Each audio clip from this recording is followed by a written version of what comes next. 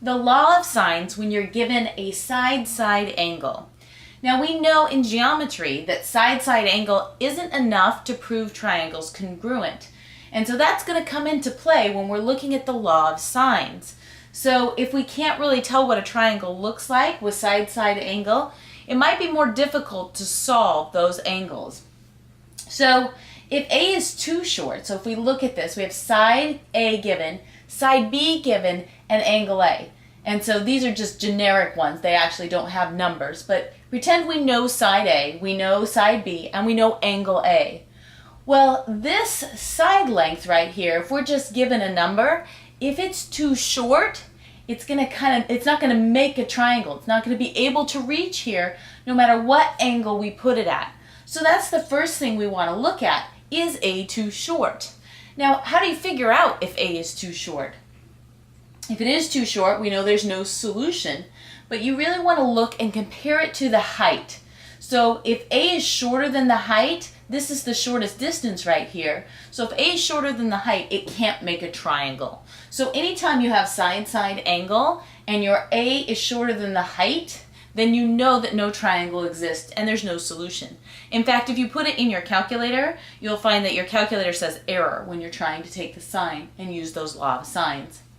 Now, if A is longer than B, so this side length is longer than B, it's going to definitely reach here, and there's only going to be one solution.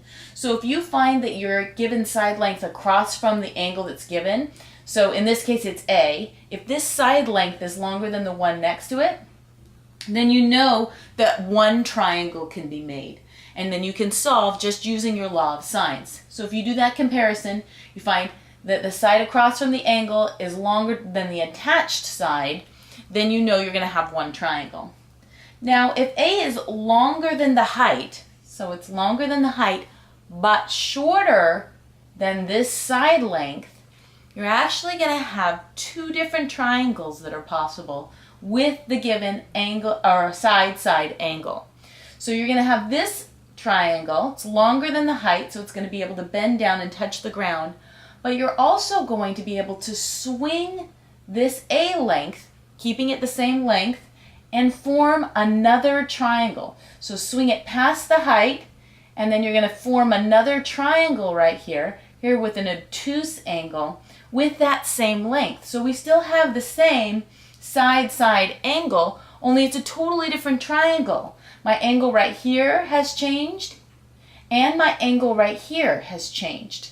So this is part of the reason that we can't use that to prove triangles congruent, because this has the same side as this one, the same two sides given, and the same angle. So when you do that comparison, you compare this length A to the height right here, and you find that this is longer than the height but shorter than this. In that case, you're always going to have two different triangles that can be made. So really you're looking at that kind of hanging side, that side across from the angle that was given, to see if it's too short, to see if it's longer than this side length, then it makes one, to see if it's in between the height and length B, in which case it will make two triangles. So how do you find the height of a triangle? You're only given these three things. You're given an angle, this side length, and this A, and you want to find that height. That height is perpendicular, so it does make a right angle. So if A is bigger than B, you don't need to find the height. You know it's longer than the height, so you don't even need to worry about the height. You know there's one triangle and you can go ahead and solve it. So you're going to use sine to solve for the height because you know you've got this angle right here, you know, and you want the opposite, and you know the hypotenuse. So you only have one unknown, and the unknown is the height or the opposite of angle A. So sine is my opposite over hypotenuse, and so sine of A, so here's my A here, is the opposite, which is height, over the hypotenuse, which is B. So I can always solve my triangle given those things. I don't even need this side length A yet when I'm figuring out my height of my triangle. And so then solving for the height, I just multiply both sides by B, and the height of any triangle is that attached side, that adjacent side to the angle, times sine of A. So then when I'm looking at it, let's look at a specific example. Say I have this triangle, and I'm wondering about my side length A right here. Well, I know it's not longer than 16. So A is not bigger than B here. So I know it's not just going to be one triangle. But I wonder, is 10 long enough to complete that triangle? In this case, I have to find the height. So I know that the sine of 40 is equal to the opposite. In this case, my opposite is my height. I have to have a 90-degree angle to use those trigonometric functions. So my height over my hypotenuse, which is 16. Solving for my height, multiply both sides by 16. 16 times the sine of 40 equals 10.28. So my height is 10.28. That is longer than this side length.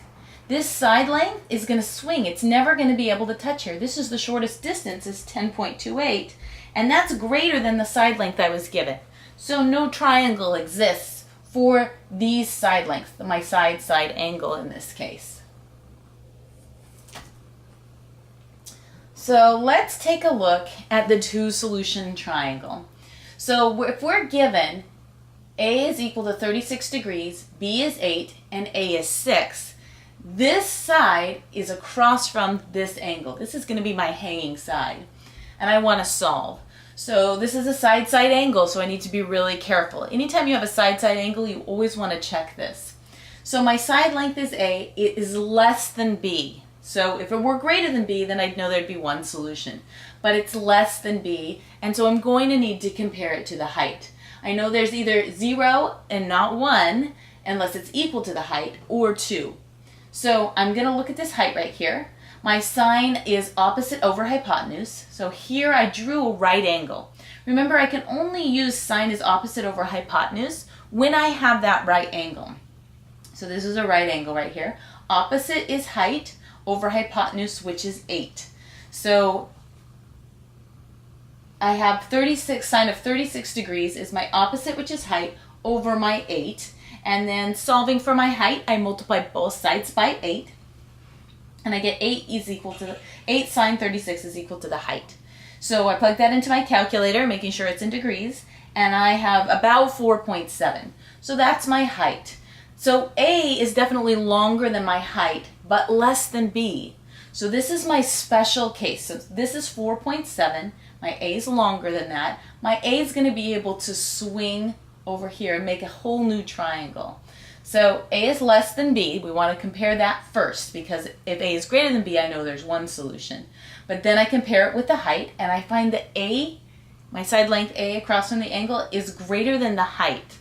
So 6 is greater than 4.7. I know there's two solutions. So let's look at what those two triangles look like. And they don't always give you what the triangle looks like. Sometimes you'll have to draw it. And that's tricky too. You have to remember that the angle given is across from, which is usually an uppercase, is across from that lowercase side. So here's our first triangle. Here's our A and our 8 and our 6. So that's sort of where the side goes out right here.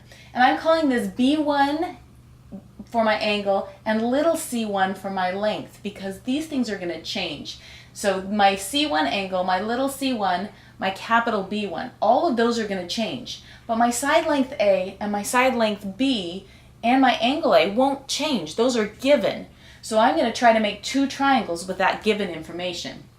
So I'm going to use the law of sines. Sine of 36, I'm going to solve this triangle first. So let's just look at the other triangle before we solve that. You can take this side length 6, and you can make a different triangle with that side length 6 just by swinging it over here. So they can make this be 6 right here. So we're going to solve this triangle first, this triangle second. Notice I lettered this triangle a little bit different because my angle right here, my B2 angle, is different than this angle. So this is my B2 angle. My C angle is much smaller, so I have a C angle right here, where my C2 angle is smaller here, and my side length C2 is also going to be smaller because I took that side and just swung it around right here. So let's solve this one first, sort of the big triangle. So sine 36 over 6, I use the given information, equals sine B1 over 8.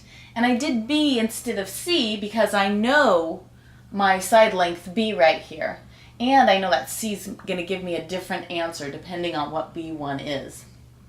So I set up my law of sines. I multiplied both sides by 8. And I have 8 times sine of 36 degrees over 6 is equal to sine B1. So then I go ahead and do this calculation, or you could leave it in this form in your calculator. That's approximately equal to sine B1. I take the inverse sine of both sides to figure out what angle gives me this sine. So the inverse sine of B1, and I get my angle as about 51.6. So that I know is an acute angle, and that makes sense to me. And then I can use this to solve for my C1, because now that I have this angle, this C1, I can just use my triangle sum theorem, and I can do 180 degrees minus the other two angles. And so when I do that, I get my angle C1 is 92.4. And now I need to solve for my side C1. Every triangle has 3 angles and 3 sides you need to solve for.